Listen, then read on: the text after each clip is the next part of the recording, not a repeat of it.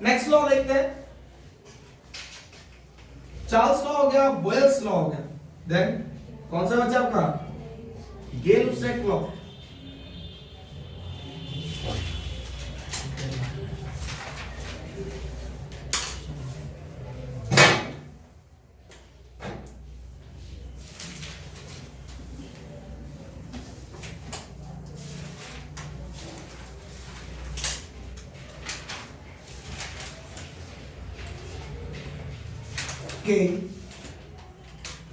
गेल-लुसेक law. ऐसा नहीं लगता चांदनी चौक में चाइना का कोई बंदा है? लुसेक, गेल-लुसेक का नियम। चलिए भाई, पहले में क्या रखा? कांस्टेंट टेम्परेचर, दूसरे में क्या रखा? प्रेशर, बचा क्या? वॉल्यूम। क्लियर है? ये बोलता अगर आप वॉल्यूम कांस्टेंट रख दो तो प्रेशर टेम्परेचर के डायरेक्टली प्रोपोर्शनल है। क्लियर है? ये क्या बात करता है? कांस्टेंट क्या रख दिया इसने? वॉल्यूम। और ये क्या बोलता है? At constant volume pressure is directly proportional to the temperature. Clear है? At constant volume. कहां देखने को मिलती है ये चीज आपको कि प्रेशर बढ़ रहा है तो टेम्परेचर बढ़ रहा है? अब तक अपन ने क्या सुना था कि जब प्रेशर बढ़ता है तो टेम्परेचर कम होता है, कि वॉल्यूम इंक्रीज हो रहा है। ठीक है? आप किसी भी गुब्बारे को फुलाओ, उसका वॉल्यूम बढ़ता जा रहा है, जैसे ही गुब्बारा फूटेगा आपको अंदर से लेयर ठंडी दिखेगी। क्लियर है? गीला हो जाता है गुब्बारा अंदर से, एयर का प्रेशर बहुत ज्यादा है। बट ये तो कह रहा है कि वॉल्यूम कांस्टेंट है, तो प्रेशर बढ़ेगा तो टेम्परेचर भी बढ़ेगा। प्रेशर कुकर, वॉल्यूम कांस्टेंट रख दिया अपन ने, तो जैसे जैसे टेम्परेचर बढ़ रहा है प्रेशर भी क्या हो रहा है? इंक्रीज। सेकंड साइकिल का पंप देखा हुआ है, ठीक है? हम लोग हवा भरते हैं उसको, हम लोग क्या करें? बाहर से एयर डाला के प्रेशराइज करते जा रहे हैं, उसका वॉल्यूम कांस्टेंट है। जब वॉल्यूम उसका कांस्टेंट है तो जब वॉल्यूम हम बढ़ा ही नहीं रहे तो प्रेशर किस में कन्वर्ट हो रहा है? टेम्परेचर में। कहीं ना कहीं से तो लॉस देगा भाई। क्लियर है? तो pressure is directly proportional to the temperature. और ये भी यही चीज बात करता है जैसे वॉल्यूम बात करता है। ये कहता है कि हर एक डिग्री सेल्सियस टेम्परेचर के राइज पर प्रेशर इनिशियल का कितना बढ़ता है? 1/270 थर्ड पार्ट इंक्रीज होता है। समझ आएगा? ठीक है? ये क्या बोलता है कि हर एक 273 degree Celsius, 1 degree Celsius temperature के इंक्रीज पर प्रेशर इनिशियल का कितना इंक्रीज हो रहा है? 273 टाइम्स। मतलब अगर टेम्परेचर T = 0 डिग्री सेल्सियस है तो प्रेशर कितना है आपका? P0 है। यहां मैं 0 थोड़ी ले रहा हूं। अरे भाई ऐसा थोड़ी है कि सर्दी में 0 हो जाती है, प्रेशर 0 थोड़ी होता है वहां पर। एक एटमॉस्फेयर तो अपना नॉर्मल टेम्परेचर प्रेशर है। ये बोल रहा है temperature equal to 1 degree Celsius. Temperature कितना? 1 डिग्री सेल्सियस। तो प्रेशर कितना हो गया? P at 1 degree Celsius equal to P0 plus P0 by 273 into 1 degree Celsius. Then temperature अगर -1 डिग्री सेल्सियस ले लिया तो then P0 P at -1 degree Celsius equal to P0 minus P0 by 273 multiply by 1 degree Celsius. Clear है? Next अगर हम लोग बात करें तो वही चीज टेम्परेचर कितना लेना हम लोग? -273 degree Celsius. Then pressure P -273 degree Celsius equal to P0 minus P0 by 273 multiply by 273। मतलब -273 डिग्री सेल्सियस पर प्रेशर भी कितना हो जाएगा? 0 हो जाएगा। तो वॉल्यूम भी 0 हो रहा था तो प्रेशर भी 0, और पीवी तो कांस्टेंट था। और पीवी क्या था? कांस्टेंट था। तो इसने प्रूफ भी करके बता दिया। क्या वॉल्यूम को कांस्टेंट रखो और मेरा टेम्परेचर कम करने दो, मैं प्रेशर को नेग्लिजिबल कर दूंगा, मतलब मैं क्या जनरेट कर दूंगा? वैक्यूम क्रिएट कर दूंगा। अगर वॉल्यूम अगर मेरा कांस्टेंट हो, वॉल्यूम क्या हो? कांस्टेंट हो, तो -273 डिग्री सेल्सियस पर मैं क्या क्रिएट कर दूंगा? वैक्यूम क्रिएट कर दूंगा, निर्वात उत्पन्न कर दूंगा मैं। अगर क्वेश्चन आ गया what is the temperature at -270 degree Celsius, volume at -273 degree Celsius 0, what is the pressure at -273 degree Celsius in a 5 litre vessel, उसे 5 लीटर के पात्र में -273 डिग्री सेल्सियस पर क्या दाब होगा? क्या कांस्टेंट बता दिया उसने? 5 डिग्री सेल्सियस वॉल्यूम कांस्टेंट बता दिया, और टेम्परेचर -273 दे दिया। इसका मतलब आपका प्रेशर भी 0 हो गया। ये हुआ आपका तीसरा लॉ। चौथा लॉ बोलो भाई, एवोगाड्रो लॉ।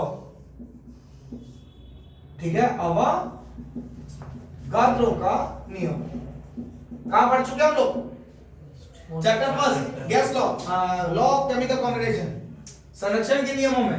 ये क्या कहता है कि अगर वॉल्यूम कांस्टेंट हो, टेम्परेचर और वॉल्यूम अगर सेम रखते हैं, समान रखते हैं, ठीक है कि नहीं, सॉरी टेम्परेचर और प्रेशर को क्या रखते हैं, समान रखते हैं, तो समान आयतन की गैसों में समान अणुओं की संख्या होती है, ठीक है कि नहीं। तो मतलब V अगर कांस्टेंट होगा तो number of molecule of gas भी क्या होंगे, same number of molecules of gas, molecules of gas समान आयतन की गैस में समान अणु की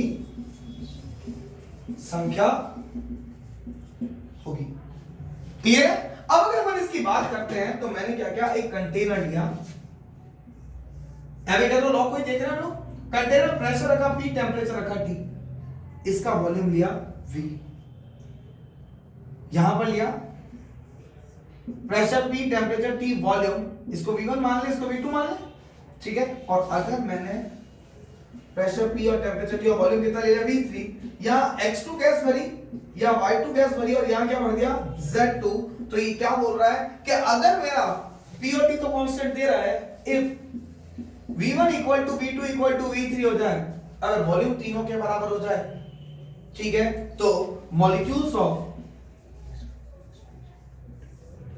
X2 किसके बराबर हो जाएंगे, Y2 किसके बराबर हो जाएंगे, Z2, अणु की संख्या किसके बराबर हो जाएगी, X2 Y2, और ये किसके बराबर बताते हैं, एवोगाड्रो नंबर के बराबर बताते हैं, ठीक है। अब अपने को यहां से क्या पॉइंट मिला कि नंबर ऑफ मॉलिक्यूल्स इक्वल आ रहे हैं, और नंबर ऑफ मॉलिक्यूल इक्वल आ गए, इसका मतलब मोल इक्वल आ गए।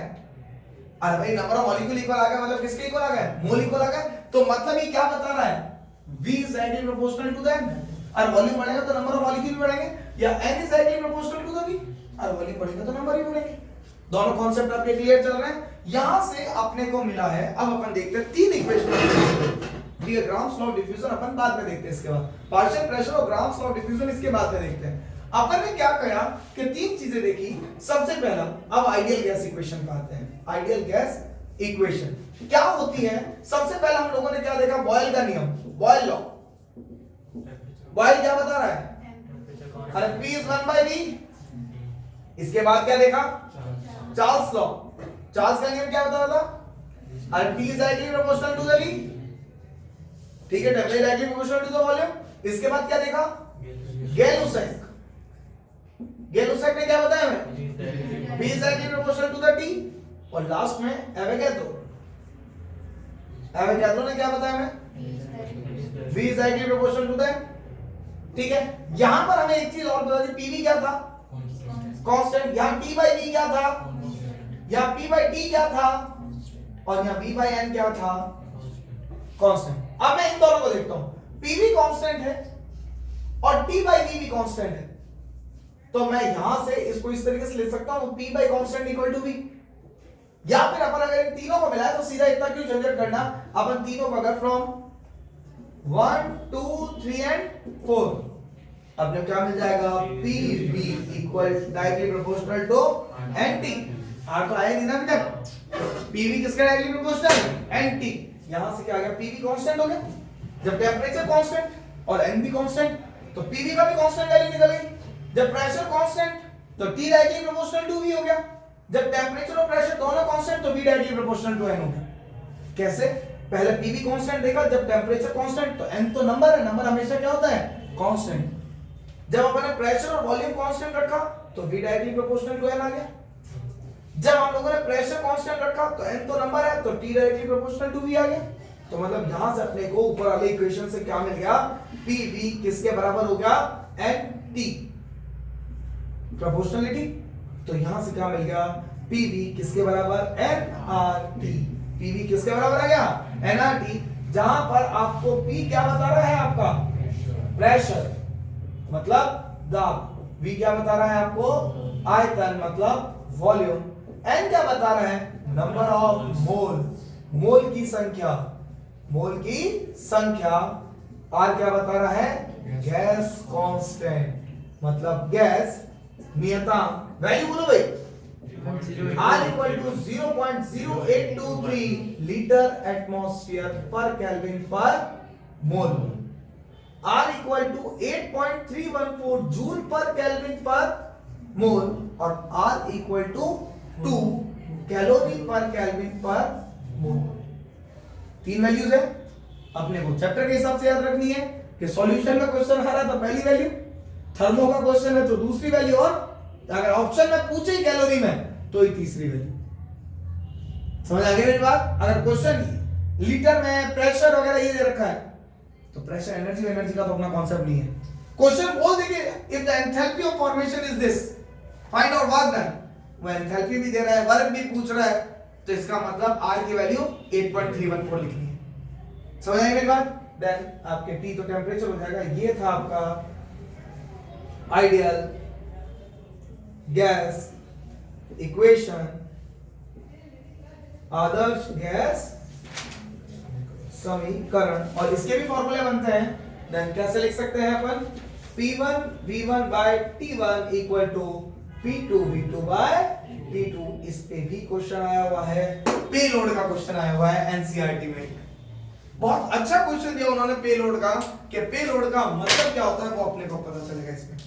यहां से अपना चैप्टर अब स्पीड पकड़ता है और यहां से क्वेश्चनिंग की वैल्यू। अब चैप्टर आता है आपका न्यूमेरिकल पॉइंट ऑफ व्यू से, यहां से ही नीट का चैप्टर बनेगा। अभी तक तो ये 11th कॉन्सेप्ट चल रहा था। अरे ये लॉ तो हम लोग पढ़ के आए थे पहले फर्स्ट चैप्टर नहीं, और इन लॉ से ऐसा क्या बता दिया? ये तो अपने पास एक नॉर्मल कॉन्सेप्ट ही तो देखा है कि जीरो केल्विन का था। मेनली आइडियल गैस इक्वेशन के तो डेरिवेशंस आते हैं कि ये कैसे कैसे वेरी करती है, ये कब कब डेंसिटी कैसे देगी, कब इसके नंबर ऑफ मोल्स हो जाएंगे, कब रिलेटिव वेलोसिटीज देगी, पार्शियल प्रेशर क्या होता है, ये सब चीजें अब देखें। उदाहरण ठीक है, देखते हैं।